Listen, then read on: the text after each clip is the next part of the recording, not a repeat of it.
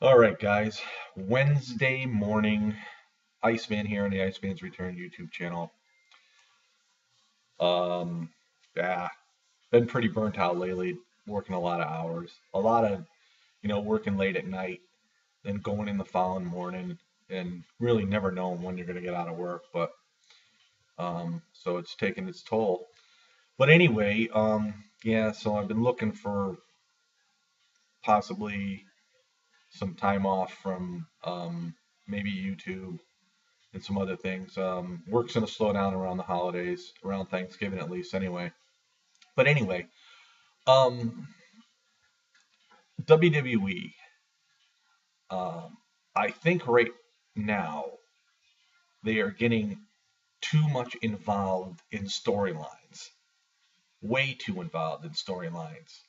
I mean, it's almost like the old school fans will relate to this. It's almost like the cliffhanger on the TV show Dallas, Who Shot JR. I mean, you can compare it to that because the storylines in the WWE are really sort of like getting really far fetched and really out of hand. Um, Big Show's going to have a chance to go after Randy Orton at Survivor Series for the WWE title. Now, yeah, it's sort of lit up, you know, weeks ago, but who would have really thought it was going to be Big Show and Randy Orton? Because it was the McMahons that were doing all uh, the shit to Big Show. So you thought maybe it was going to be Big Show and Triple H, maybe Triple H coming back for another match, and that's you know not out of the ordinary because he does whenever they seem fit. But so Big Show's going after Randy Orton for the WWE title. I just see is like totally out of the blue.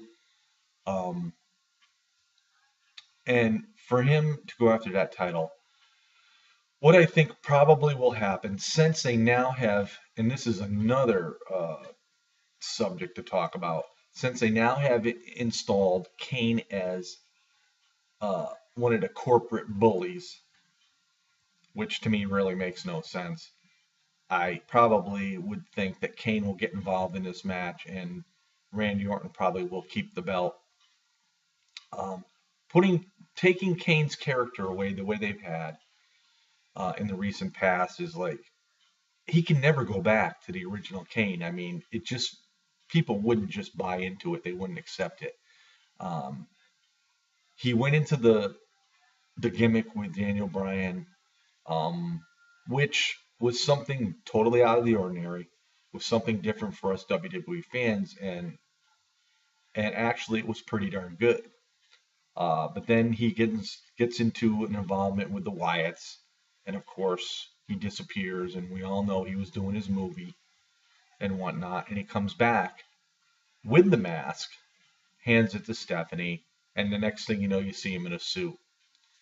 Um, I think this is a way to probably keep Triple H and Stephanie out of being involved in the WWE title debacle. So I think Kane's going to be involved in it. I think they've gone far enough with that. What they're basically doing is utilizing other superstars in all different various ways to keep Randy Orton as the WWE champion. It's going to come to a head sooner or later, obviously. It's unfortunate that Daniel Bryan isn't the world WWE champion because he definitely deserves to be. I think they made a big mistake there. I think the popularity of Daniel Bryan would bring in a lot of revenue, but then again, there are a lot of Randy Orton heel fans out there. So, but if you notice watching Monday Night Raw, do you notice what the best matches are? It's pretty much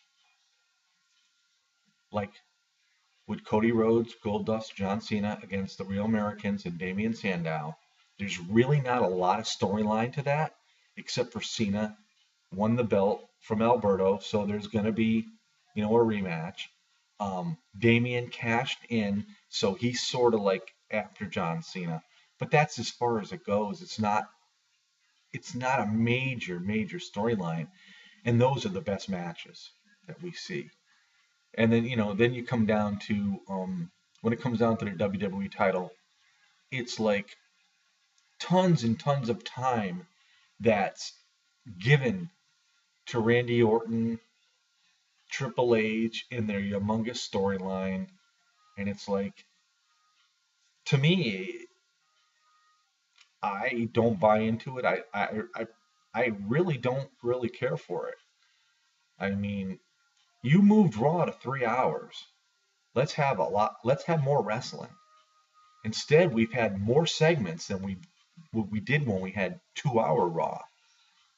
It's gotten to the point where there's so many segments, there's so many less matches. And so, that's why, like tomorrow night's TNA's on. I get out of work probably around 4:30 or 5, so I'll be able to watch TNA, and I'm really, really looking forward to it because it gets me away from this. Um, yeah, I, you know, yeah, I'm lost for words when it comes to this corporate thing because I think they've overdone it. To bring Kane in, to me, is just hopefully to see less of Stephanie and Triple H.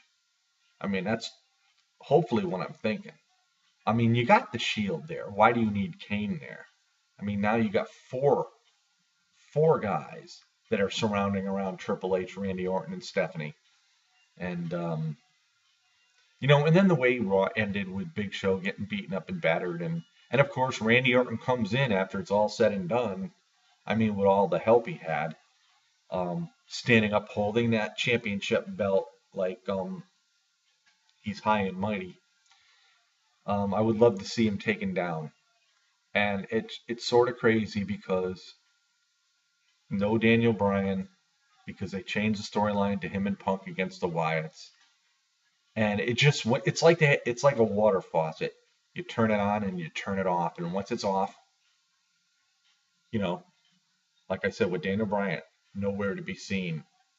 And for me, after SummerSlam, when Daniel Bryan beat John Cena, Triple H gave him the pedigree, turned on him. Randy Orton cashed in to win the WWE title.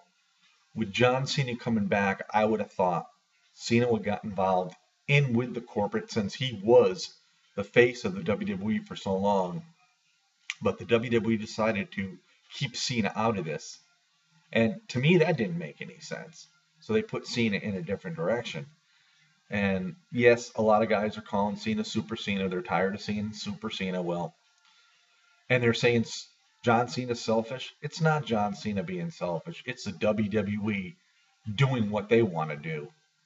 And until fans really understand this, wrestling is scripted, then realize. I mean, if you don't like a particular superstar, that's fine. But realize that he's doing his damn job. That's all he's doing. You can hate him for not just liking him, but don't blame him for other stars not getting pushed because it's not the individual star that's doing it. It's Vince McMahon, it's Triple H, it's Stephanie, and everybody else that does the booking in the WWE. So, yeah. So as the storyline goes, the saga continues. We'll see what happens on SmackDown. Um, Again, I think the corporate Kane thing is a joke. Um, like I said, they sort of stole the soul and took it away from Kane as far as his original character when he first came into the WWE. That we'll never be able to get that back again because we've seen too many different things happen with Kane, and people just won't buy into it anymore. So, but anyway, yeah, I think figured I'd put this video out there, and you know, again, the nonsense continues, and that's why, thank God for the older wrestling, a lot of the older wrestling fans on here that really have the knowledge to really know what's going on. Because sometimes you say to yourself, what's the point? So, Peace out, everybody. Enjoy your Wednesday. This is the Iceman.